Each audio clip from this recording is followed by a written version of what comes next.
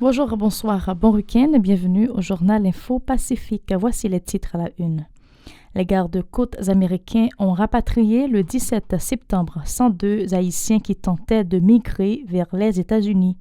En parallèle, les autorités dominicaines ont déjà refoulé au pays 3800 migrants haïtiens pour le mois de septembre en cours. La plateforme politique Réponse Paysan renouvelle son soutien au premier ministre Ariel Henry et l'accord du 11 septembre.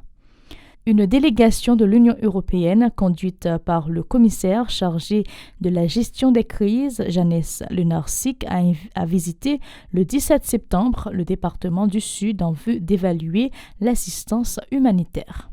Les variants Delta et Mu du COVID-19 ont été détectés sur le territoire national selon un communiqué du ministère de la Santé publique et de la Population.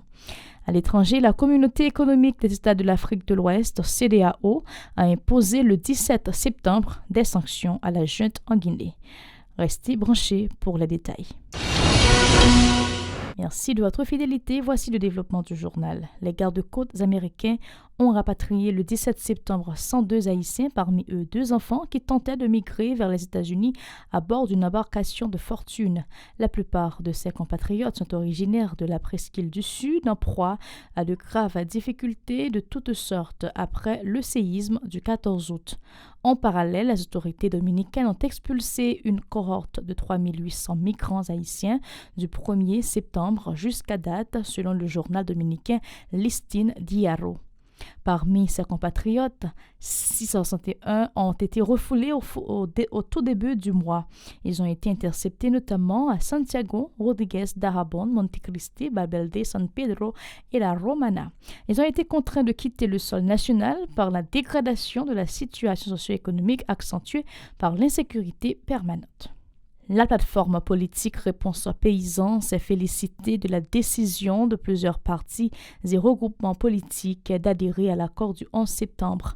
Lors d'une conférence de presse le 17 septembre à Port-au-Prince, le porte-parole de cette structure, Junior Garcia Désir, a indiqué que la signature du document est un bon pas, ajoutant que la gouvernance apaisée et efficace promise par le chef du gouvernement pourra améliorer la situation globale du pays. Par ailleurs, il souligne que le président assassiné Jovenel Moïse avait fait le choix d'Ariel Henry pour la mise en place d'un gouvernement d'ouverture dans la perspective d'instaurer un climat sécuritaire favorable à la tenue d'élections en Haïti. Junior Garcia Désir au micro de Vladimir Prédeville et Mackerson Mexil.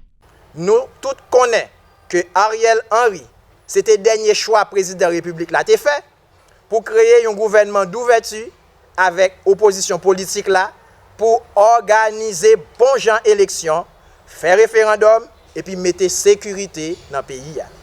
Mais c'est un conseil des ministres pour décision validée pour éviter conflit avec l'autre autorité. Ça va permettre de joindre un bon genre accord avec tous les citoyens dans 4 coins pays pour le gouvernement là qui a bien marché. Nous avons rappelé PM Ariel Henry.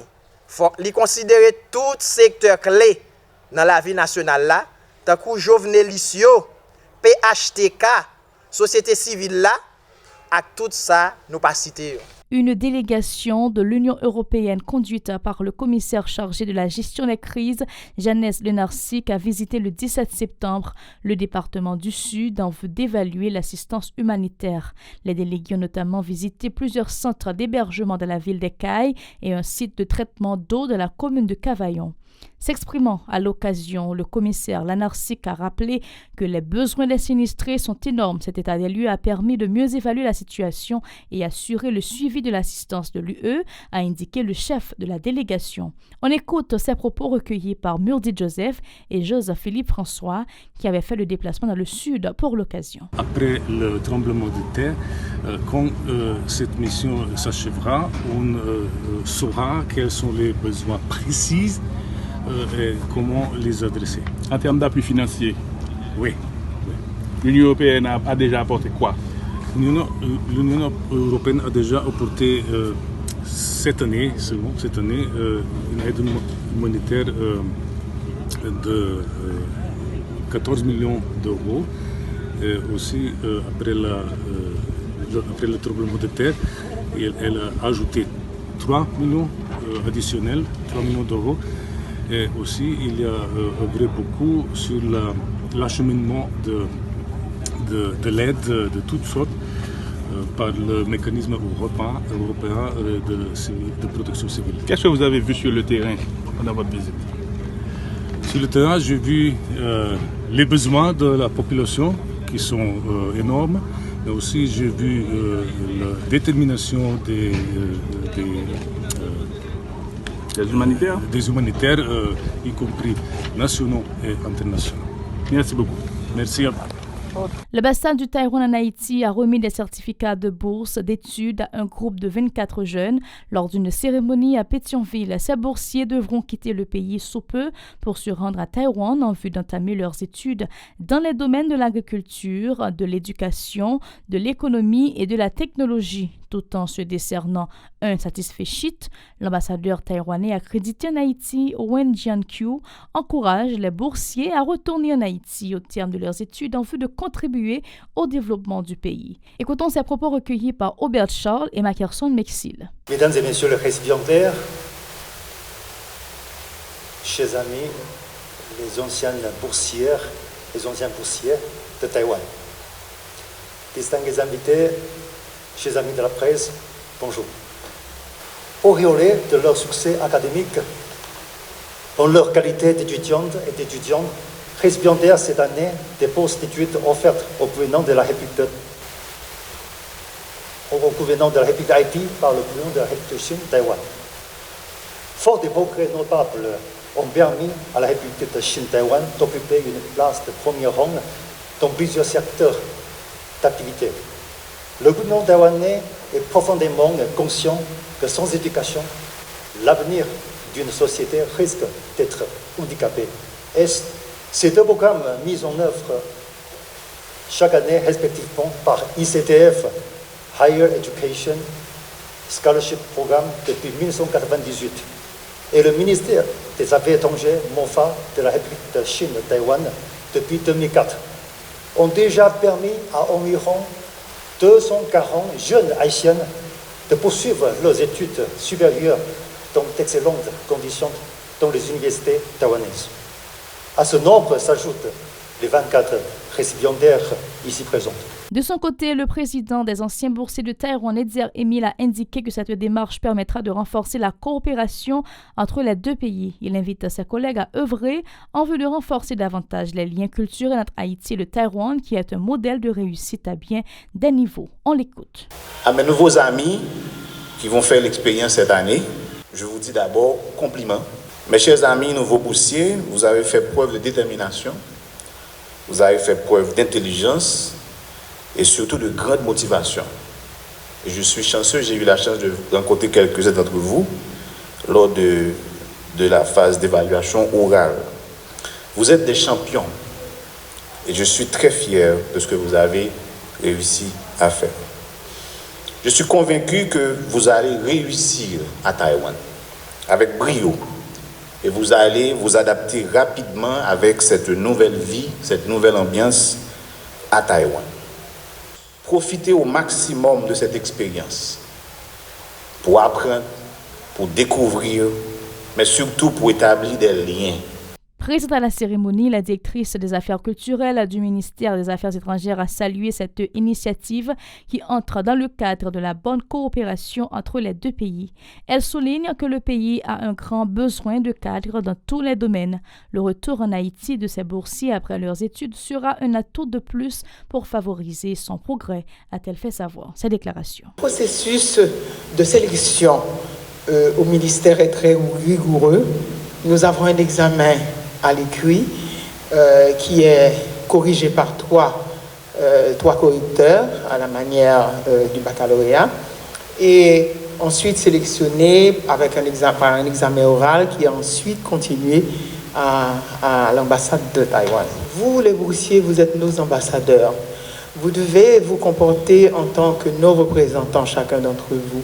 Le pays a besoin de ses représentants avec beaucoup de classe, beaucoup d'éducation et beaucoup de savoir-faire et de fair play.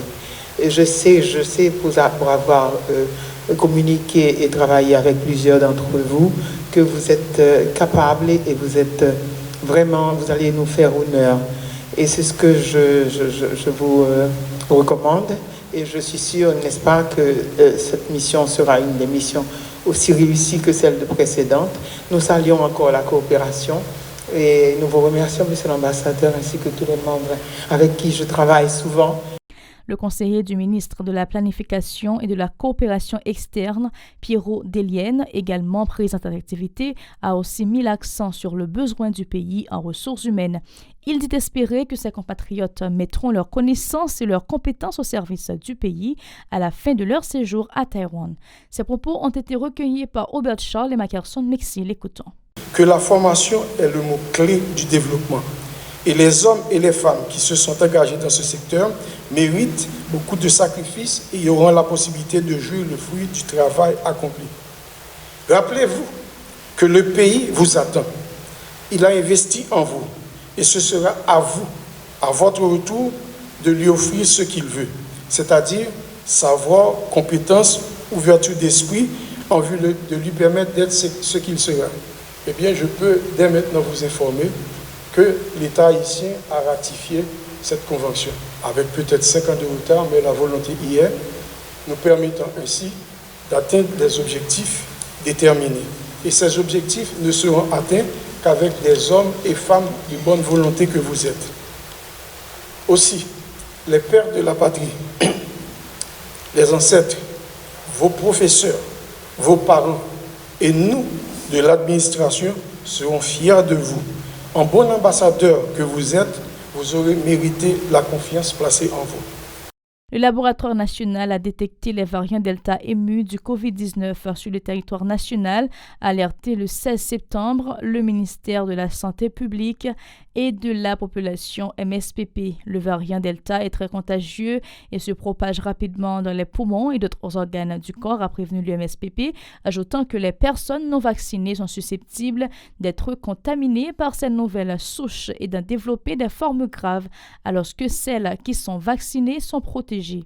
Les enfants ne sont pas épargnés, c'est aussi alarmé le MSPP, indiquant qu'à l'échelle mondiale, le variant mu déjà présent dans plusieurs pays constitue une préoccupation. Les autorités sanitaires continuent de préconiser le respect des gestes barrières en raison de la contagiosité de ces variants. Le port du masque, le lavage des mains, la distanciation sociale, la prise de température avant d'accéder aux espaces publics sont entre autres conseillés. Elles exhortent entre autres les personnes âgées de 18 ans ou plus et particulièrement au personnel de santé et les gens qui présentent une comorbidité à se faire vacciner dans les sites mis en place à cet effet. Le MSPP rappelle que la vaccination demeure l'un des moyens de contrôle les plus efficaces de la pandémie et de prévention de la maladie et ou de ses formes graves, selon un communiqué portant la signature de la titulaire du MSPP, Marie-Greta Waklema. À l'étranger, la communauté économique des États de l'Afrique de l'Ouest, CEDEAO, a imposé le 17 septembre des sanctions à la junte en Guinée. En effet, la pression continue sur la junte guinéenne. Réunis en sommet extraordinaire à Accra, les dirigeants de la CEDEAO ont décidé d'imposer des sanctions sur les chefs du Comité national du rassemblement et du développement. Après avoir suspendu la Guinée de leur instance, les 15 États membres de la communauté économique des États d'Afrique de l'Ouest, CEDEAO, passent aux mesures économiques jeudi 16 septembre. Ils vont sanctionner individuellement les auteurs du putsch qui a renversé le président Alpha Condé le 5 septembre. Les dirigeants d'Afrique de l'Ouest réunis à Accra, Ghana, ont décidé de geler les avoirs financiers des membres de la junte militaire qui a pris le pouvoir et des membres de leur famille et de leur imposer des interdictions de voyager. Il s'agit de leur réponse la plus sévère depuis le coup d'État. Le bloc a insisté que la transition militaire soit très courte, a déclaré à la presse le président de la commission de la CEDEAO, Jean-Claude Cassibrou. Elle ne devrait pas durer plus de 6 mois. Dans 6 mois, il faudrait organiser les élections. L'Organisation d'Afrique de l'Ouest avait déjà suspendu la semaine dernière la Guinée de ses instances et dépêché le 10 septembre à Conakry, une mission qui a pu rencontrer le chef des putschistes, le lieutenant-colonel Mamadi Doumbouya, ainsi que Alpha Condé, 83 ans, renversé et arrêté 5 jours auparavant. C'est ici que nous mettons fin à ce journal. Merci de l'avoir suivi. Restez branchés à la télévision Pacifique pour la suite des programmes. Bon week-end.